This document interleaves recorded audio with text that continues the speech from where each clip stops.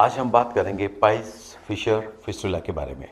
Piles fissure fistula ये जो बीमारियां हैं ये एनल कैनाल की बीमारियां हैं, यानी कि गुदा की बीमारी है, जहाँ पे जो तकलीफ़ होती है गुदा द्वार के आसपास ये तकलीफ़ होती है या गुदा द्वार से होती है। जो पाइल्स होते हैं, फिशर होते हैं और फिस्टुला आपस में ये काफ़ी संबंधित है। ये लाइफस्टाइल में काफ़ी प्रॉब्लम जो आती हैं, लाइफस्टाइल चेंज करने से हम इस बीमारी को कंट्रोल भी कर सकते हैं और प्रिवेंटिव एस्पेक्ट भी है। अतः हमको इस बीमारी के बारे में समझना होगा कि बीमारी कैसे बनती है, इसके लक्षण क्या होते हैं और इसमें क्या क्या परेशानियां पैदा होती है और इसका इलाज क्या है।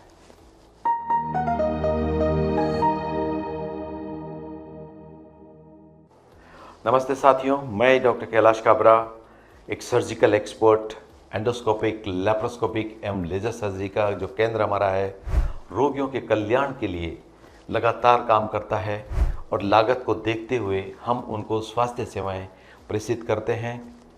Thank you very much. आप हमारी वीडियो लगातार देखते रहें और रोगों के बारे में जानकारी लेते हुए स्वास्थ्य लाभ लेते रहें। पाइल्स, बवासीर या हेमरॉइड्स, ये जो गुदा के रोग हैं, जो ब्लड वेसल्स हमारी होती हैं गुदा के अंदर, जो नॉर्मल सप्लाई होती है, इनकी वेरिकोसिटीज़ हो जाए या ये फूल जाए या अंदर से ब्लीड करने लगे, तो ये आपको जो पता चलता है पखाने के टाइम में, लेटिन के समय में, जब आपको ब्लड गिरता है कमोड में, ज़रूरी नहीं कि उसमें दर्द हो, लेकिन ब्लड ड्रॉप ड्रॉप भी गिर सकता है और आप स्ट्रेन करेंगे, जोर करेंगे तो पिचकारी की तरह भी ब्लड आ सकता है। इसको हम पाइल्स कहते हैं।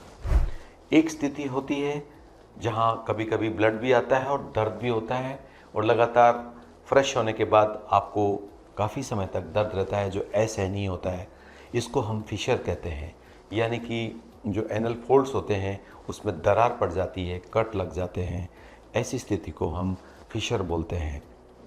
फिस्टुला एक ऐसी ओपनिंग है जो असाधारण मार्ग से होती हुई एनल कैनाल से या रेक्टम से जुड़ जाती है और लेट्रिन के रास्ते के आसपास उनका एक नया ओपनिंग बन जाता है, जिससे कि कुछ द्रव्य, कभी पस, कभी कुछ पानी, इस तरह का जो सिक्रेशंस आते रहते हैं जो आपको आपके अंडरक्लोथ्स को गीला कर देते हैं एवं ये लगातार कभी कभी फूल भी जाते हैं और एकदम पस डिस्चार्ज होती है, आराम मिलता है। इसको हम फिस्टुला कहते हैं। फिस्टुला कुछ भी नहीं है, एबनॉर्मल ओपनिंग्स हैं जो टनल्स बन जाती हैं और लेट्रिन के चारों तरफ कहीं भी खुल सकती है, जो कि अल्टीमेटली लेट्रिन के रास्ते से या रेक्टम से जुड़ जाती है। तो ये तीनों स्थितियाँ आपको समझनी चाहिए और इन स्थितियों के आधार पे हम लोग जब एग्जामिनेशन करते हैं तो हमारी रूपरेखा इलाज की सामने आती है।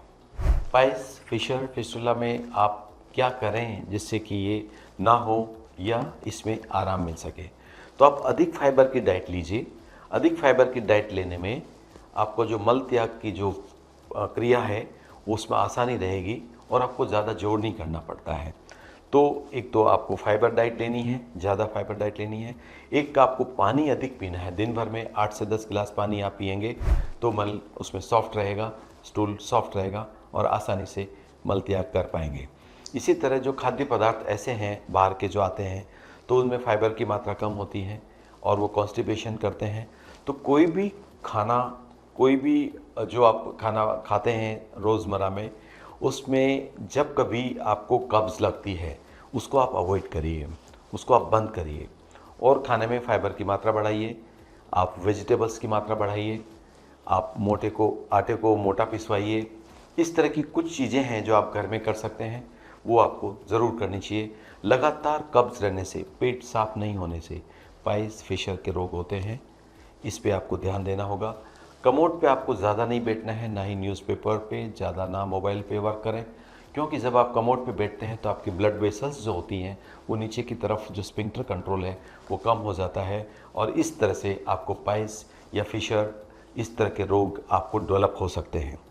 तो इन चीज़ों पे आपको ध्यान देना है और लाइफस्टाइल की ये जो चीज़ें हैं हम आपको डिटेल में विस्तृत बताएंगे आगे वीडियो में कि किस तरह से प्रिवेंटिव एस्पेक्ट, ट्रीटमेंट एस्पेक्ट क्या हो सकते हैं। चिकित्सा एवं स्वच्छता के जो अच्छे तरीके हैं उनसे पाइल्स और फिशर की शिकायत कम होती है। उस पर आपको ध्यान देना होगा कि जो चिकित्सा है मल त्यागने की एक प्रक्रिया है उसको आप सिंपल रखें, ताकि इसमें स्क्वेटिंग पोजीशन में जो करते हैं उसमें ज़्यादा जोर नहीं लगाना पड़ता है और मल त्याग आसानी से हो जाता है। स्वच्छता में जो पानी आप उपयोग में लेते हैं वॉशिंग के लिए, जो मल त्यागने के बाद लेते हैं, उसमें ध्यान रहे कि स्वच्छ पानी हो। साथ ही इस तरह के कठोर साबुन या जो जिसमें ज़्यादा केमिकल्स होते हैं, खुशबूदार साबुन जो होते हैं, उनका उपयोग कम करें और वहाँ पे हार्ड सोप से कोई स्क्रैच ना लगे जिसकी वजह से कि वहाँ क्रैक बन जाते हैं, बाद में इन्फेक्शन हो जाते हैं उसमें। तो ये फिशर को डेवलप करने में मदद करता है और इसी तरह फिस्टुला भी बन सकता है। अथवा स्वच्छता और सॉफ्टनेस दोनों चीज़ों का आपको ध्यान रखना है। जो जहाँ तक मेडिकल का सवाल है उसमें हम स्थितियों को जल्दी समझ सकते हैं। अगर आप प्रारंभिक अवस्था में हमारे पास आते हैं, कब्ज़ रहने लगती है, कभी एक आध बार आपने ब्लड देख लिया लेटरिन में, तो आपको ज़रूर चिकित्सकीय परामर्श लेना चाहिए, जिससे कि आपको प्रारंभिक अवस्था में ही हम सही रास्ता बता सकें और सही लाइफस्टाइल को हम चेंज कर सकें। और आपके फूड में मॉडिफिकेशन से ये प्रिवेंटिव एस्पेक्ट में आता है, जहाँ कोई शल्य चिकित्सा या सर्जरी की ज़रूरत नहीं होती। चैनल को सब्सक्राइब करें, बेल आइकन को प्रेस करें, ताकि आपको नवीनतम वीडियो की जानकारी मिल सके और समय समय पर जब कभी हम नवीनतम वीडियो पोस्ट करते हैं इसकी सूचना तुरंत आपको मिलेगी। पाइल्स फिशर फिस्टुला के इलाज की रूपरेखा कैसे हो सकती है वो समझाने के लिए सबसे पहले तो बायोफीड थेरेपी और पेल्विक फ्लोर एक्सरसाइजेज, इन दोनों में पेशेंट को फिर से ट्रेन किया जाता है कि किस तरह से इजी वे में वो मल त्याग करे, ताकि ये कम से कम उनको परेशानियाँ आए, जैसे कि बवासीर यानी कि पाइल्स कम हो सकें और फिशर की गुंजाइश ना रहे। इसी तरह स्वच्छता को मेंटेन करना, अधिक पानी पीना, कॉन्स्टिपेशन को कम करना, यानी कि हमको लेग्जेटिव रेगुलर पेशेंट को अगर कॉन्स्टिपेशन में आराम नहीं है, कब्ज़ में आराम नहीं है, तो हमें जुलाब जैसी दवाएं जो होती है लिक्विड फॉर्म में, लूज है, एम्प्टी है, डुफालेक है आदि, कई इस तरह की हम मेडिसिन्स देते हैं जिससे कि मल त्याग सुबह में आसानी से हो सके। इसके लिए पोस्चर ट्रेनिंग भी बहुत आवश्यक है कि किस तरह से बैठ के मल त्याग करना चाहिए, ताकि बहुत ज़ोर नहीं लगाना पड़े। अधिक जोर लगाने से ही पाइल्स होते हैं, बवासीर होते हैं, इसका ध्यान रहे।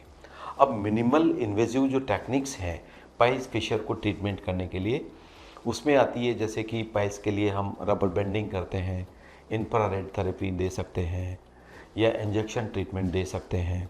साथ ही हम लेज़र का उपयोग कर सकते हैं, जो आज का लेटेस्ट लेज़र उपयोग है। लेकिन जब पाइल्स ग्रेड 3 ग्रेड 4 हो जाते हैं तो या तो हम स्टेपलर को यूज़ करें या हेमरेक्टोमी करें, हेमरेडोपैक्सी करें। इस तरह के कई प्रोसीजर्स हैं जिनको हम पेशेंट की स्थिति को देखने के बाद तय करते हैं कि पेशेंट के लिए क्या बेस्ट होगा और उसकी इकोनॉमी में कौन सा मॉडल या कौन सा मेथड फिट हो रहा है। उसी प्रोसीजर को हम पेशेंट को बताते हैं, क्योंकि इसमें इकोनॉमिक से लेके और कॉस्टली ट्रीटमेंट भी होते हैं। जैसे कि आपको अगर स्टेपलिंग कराना है तो इसके लिए स्पेशल औजार होता है जिसको कि हम इस्तेमाल करते हैं, तो उसकी कॉस्ट काफ़ी हाई होती है। इसी तरह लेज़र ट्रीटमेंट भी कॉस्टली हो जाता है, लेकिन पेशेंट को बेनिफिट भी हैं इसके।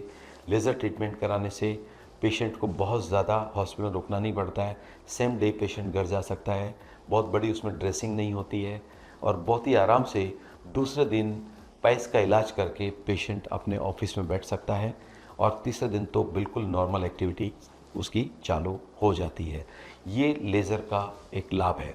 लेकिन जो पाइल्स की हेमरेक्टोमी, जो हम क्लासिकल ऑपरेशन, जो पहले सर्जिकल ऑपरेशन किया करते थे, तो उसमें पेशेंट को कम से कम 7-8 दिन तक तो अच्छा ड्रेसिंग चाहिए, घर पे रेस्ट चाहिए, उसके बाद 1-2 हफ्ते का और आराम लगता है, तब जाके वो ठीक से पाइल्स से रिकवर हो पाता है।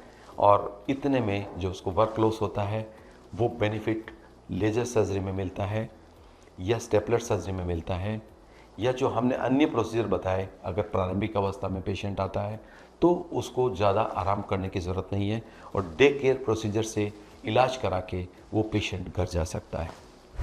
साथियों, इस वीडियो को आप फैमिली और फ्रेंड्स को अगर शेयर करेंगे तो उनको स्वास्थ्य लाभ लेने में आसानी रहेगी और अफोर्डेबल जो हेल्थ सर्विसेज हम दे रहे हैं भिलवाड़ा केंद्र पर, उसका वो लाभ ले सकेगा और जल्दी स्वस्थ हो पाएगा।